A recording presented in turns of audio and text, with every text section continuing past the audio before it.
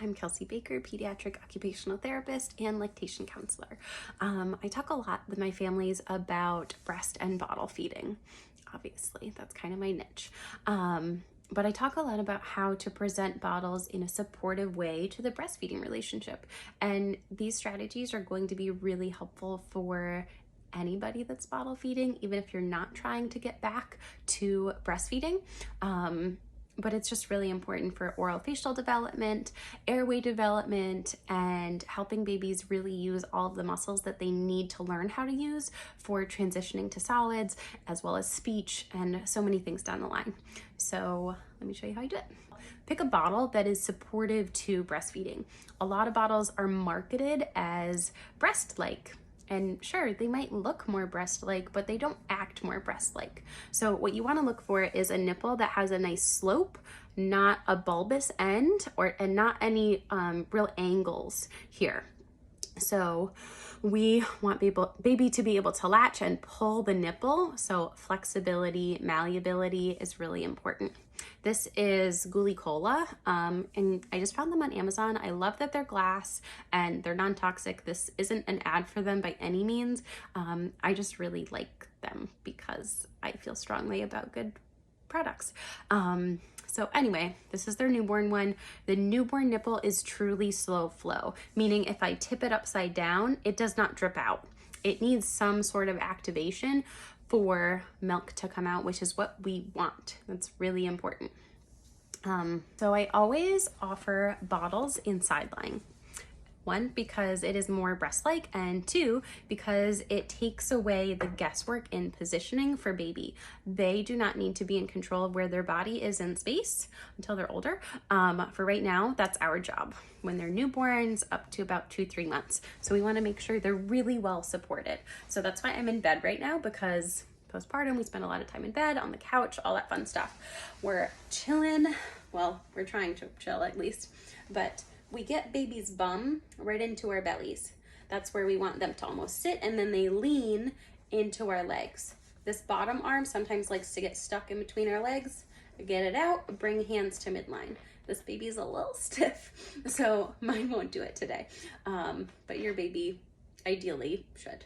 So bum to belly and leaning onto our leg. From here, I like to kind of support the head at the back like this. Sometimes I'll even give the cheeks a little massage as I'm getting set up. And then I'll take my bottle. I always hold my bottle kind of like a big pencil. So I'll hold it around the rim like this, and then I have these two fingers free to give a little cheek support on the bottom, or maybe even go under the chin, depending on what we're doing. And when I present the bottle, I'm going to drag along that upper lip and down to lower lip and down to chin. And hopefully after a few opportunities with this, you'll see baby open their mouth, right? We want breast and bottle feeding to be equally challenging. So we don't want to get baby used to just bloop, nipples finding their way into their mouths. We want babies to work for that latch, just like they do at the breast. So we drag, drag, drag. Once that mouth is open, then we help get the nipple angled towards the palate, okay? We don't go down to the tongue. We do nipple to palate. That gives them the most awareness of where the nipple is in their mouth so that the tongue can cup up around the nipple. That's what we want to see, all right? So once we get baby in position, we get nipple to palate, we get tongue cupped around, and we have lips flanged, right? Or not tucked in like grandma without dentures in. We want nice flanged open lips so we see a little bit of pink or that inner color of the lip rather than pinched in. And we want, ideally, I can't do it with baby doll, we want this latch up to these kind of lines on this nipple, but we want a nice deep latch so baby's mouth is as wide open as we can get it. So another thing to consider here is getting the bottle in line with the floor. We don't want the bottle angled down towards the tongue, one, because it confuses baby and it isn't great for their motor plan, and two, because then gravity is assisting that flow. We want the bottle in line with the floor.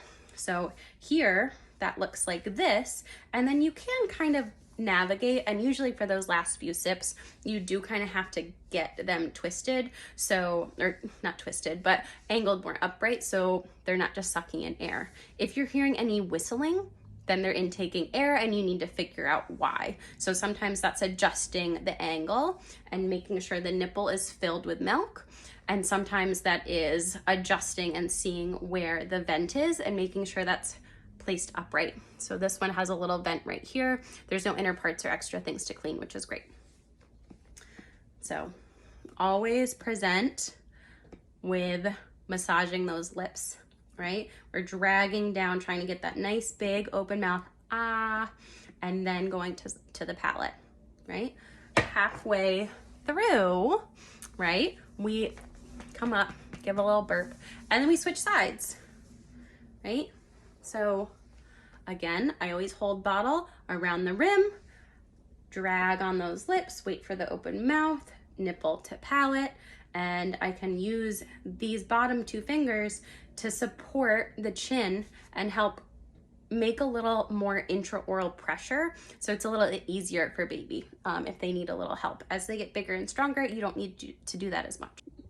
If that legs up position is a little tricky for you for whatever reason, C-section, core strength, just general discomfort, sometimes with really big babies and short torsoed or short legged parents, it gets a little tricky. So it depends on just how you guys line up.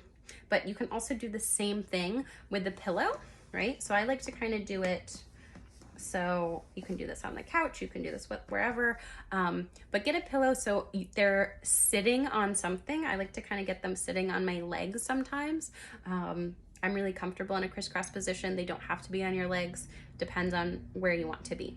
But get them situated so they're not sliding down and they're not going to roll onto their backs. We want them on their sides still. So I'll use one hand to support, and then I can offer the bottle same way here. So instead of on my leg, they're just on a pillow and they're hanging out, and it's still nice bonding and still getting that nice eye contact and touch support, and it's really nice. As they get a little bit bigger and they have better head control, you can do the reverse and kind of snuggle them in this way. So instead of leaning on your legs, they're leaning on your chest. And then you can also present this way, right? So we're still having the bottle in line with the floor. We're not angling up unless it's to finish those last few drops.